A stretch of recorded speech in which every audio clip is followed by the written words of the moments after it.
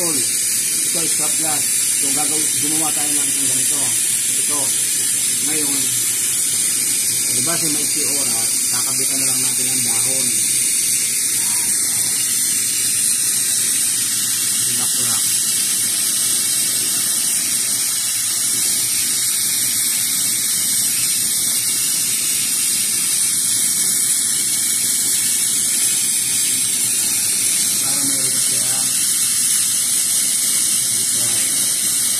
Di ba yan mainit? Okay lang ganyan yan.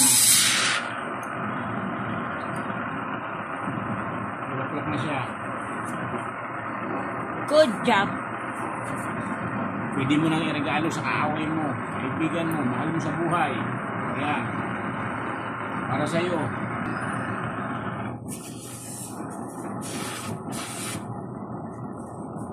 Follow and share mga tol.